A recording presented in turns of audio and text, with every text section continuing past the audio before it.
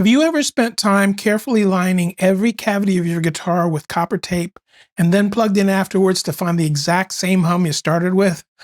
Or maybe you picked up a new guitar that's noisy right out of the box and you want to fix it right before you start tearing into it. Well, either way, think again about what you understand about shielding, because in most cases, the problem isn't that shielding doesn't work.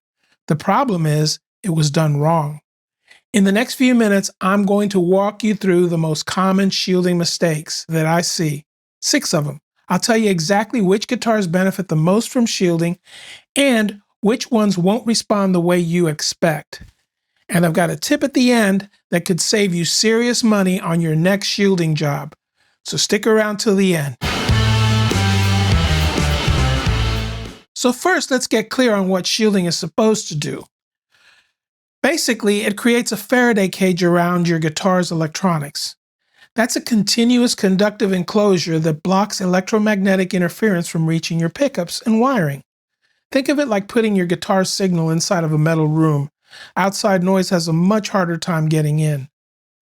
But, and this is the part that most people miss, that the cage only works if it's complete. One gap, one missing connection, and you might as well not have bothered. The cage also has to be connected to the signal's reference point, basically the ground wire.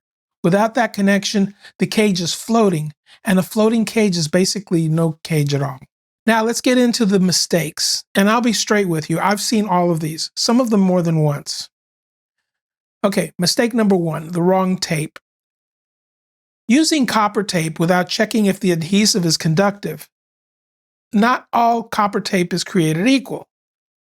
Some tape has conductive adhesive, meaning an overlap creates an electrical connection.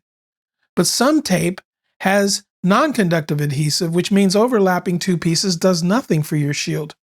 So check if your tape is non-conductive. If you need to, solder your seams or use a conductive adhesive.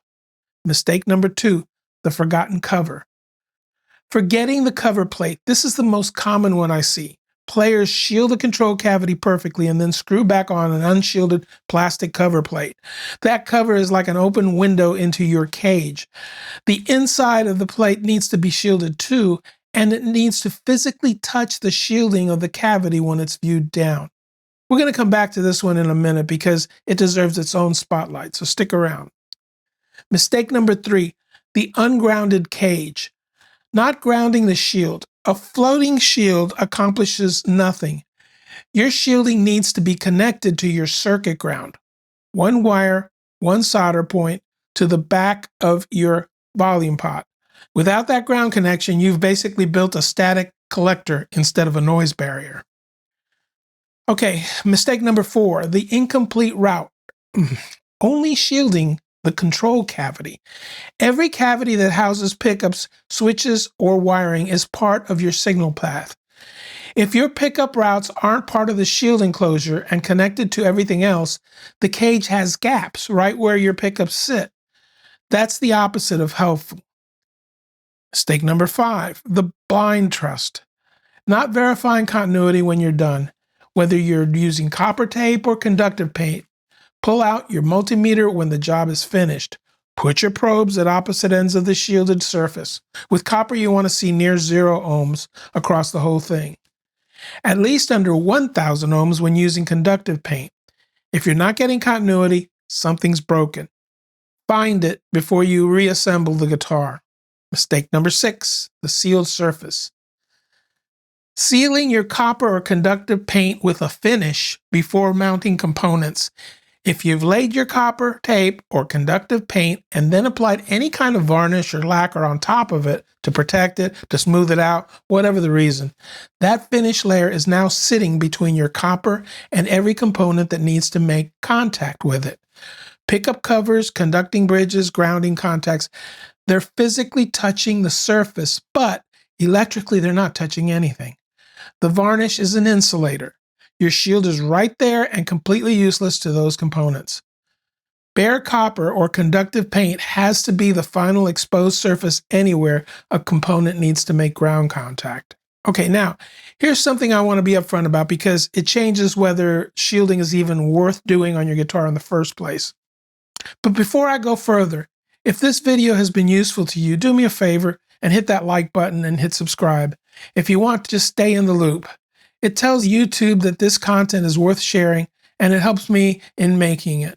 So now let's talk about which guitars actually respond to shielding, because this is where it matters.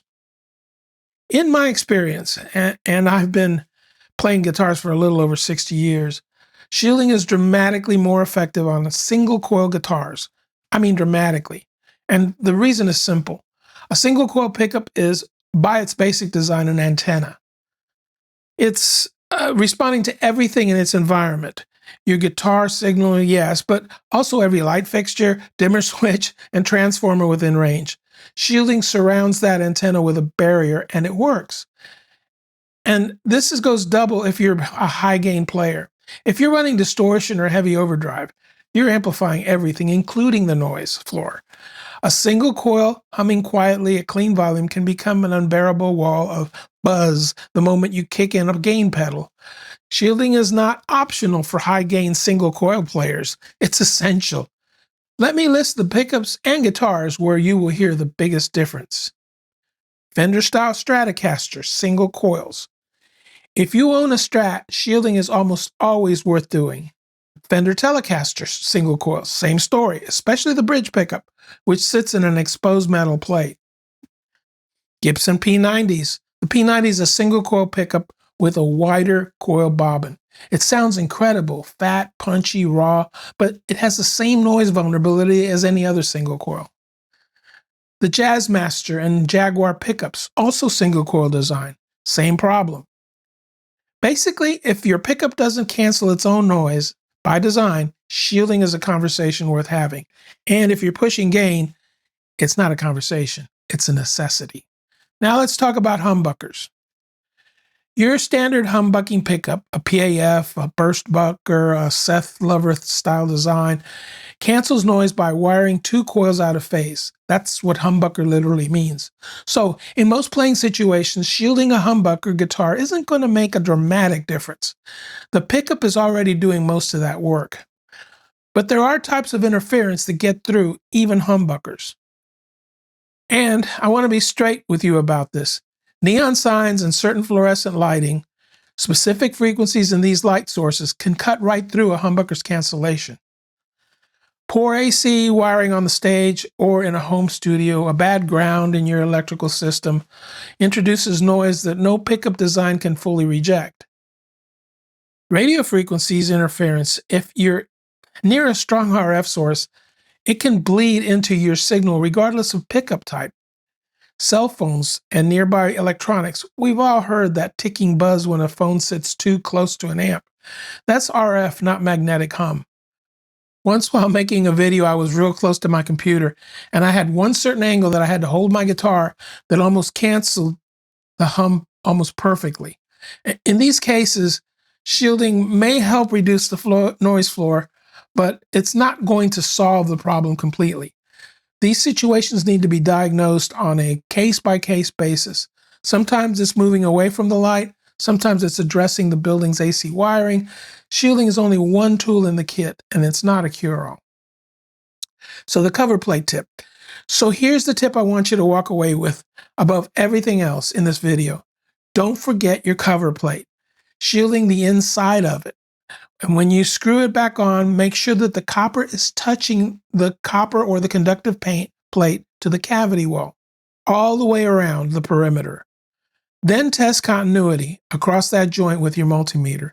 If you don't have continuous connection, your cage has a gap right at the back of your guitar. This is the most overlooked step in shielding, and fixing it is often what turns a shielding job from, that didn't really help, to, I can't believe how quiet this thing is. So now, if you're using conductive paint instead of copper tape, here's something that most tutorials skip entirely. Don't try to do it in one coat. You want to build up 3 or more thin coats and let each one dry fully before applying the next. That's usually about 1 hour between coats. A single thick coat will crack, peel, and develop gaps that break your continuity. Thin coats bond better, cover more evenly, and give you a more reliable shield in the end. Also ensure your paint makes physical contact with a grounded component, such as the back of a volume pot or a grounding lug screwed into the wood. And speaking of conductive paint, I want to give you something that nobody else in this space is giving you. I've perfected my own recipe for a paintable shielding compound that you can mix at home for a fraction of what commercial products cost at the guitar supply stores. It works, it gets into corners copper tape can't reach, and it performs just as well as the store-bought versions. And the price is about $12 for 16 ounces, which is way lower than StewMac's $75 for only 8 ounces. So here's what you'll need. 1 part tempera paint. Now this is the binder to mix all by volume now. You want to just go by volume, not by weight. You want 1 part of ultra fine 400 mesh or so graphite powder. The conductor is the graphite powder. And you must wear a mask when you're mixing this up and when it's dry. Once it's wet, it's fine. The next part is 0.25 to 0.5 parts liquid mix. Now this is the thinner. It's a 50-50 mix of water and 90% isopropyl alcohol. Now you want to add this last and slowly to get just to the point where you get the brush moving slowly. Now the secret ingredient, 1 drop of liquid dish soap per batch. That's it. Aim for a heavy cream consistency. It should flow in a steady stream off your stir stick and not fall in clumps. I have some affiliate links to the main ingredients in the description below. That's it. Just mix it up and paint the cavities with at least 3 thin coats 1 hour apart. Wait until fully dry, about 12 to 24 hours, and then do a check on the resistance between the 2 furthest points in the cavity. You're looking for a reading under 1,000 ohms. You're done. Now here's some tips. If it turns chalky when dry and rubs off, then you need a little more paint as a binder. If the resistance is high, then the particles aren't touching. Try thinning your mix more with the water alcohol mix for a better setting. Okay, so let's bring it home. Shielding works best on single coil guitars, Stratocasters, Telecasters, P90 guitars, Jazzmasters, so on. On humbuckers, it's less about shielding and more about diagnosing the specific interference source. The 6 most common mistakes are non-conductive tape overlap, forgetting the cover plate, floating shields with no ground, incomplete cavity coverage, skipping the continuity check, and finish on top of the shielding. Fix those and shielding will actually do what it's supposed to do. If this helped you, drop me a comment below. Tell me what guitar you're working on and what the noise situation looks like. I read every single one of them. And if you like this kind of information, hit that like button and subscribe if you haven't already. I'm Albert Tejera. This is Art Custom Guitars. And as always, keep playing.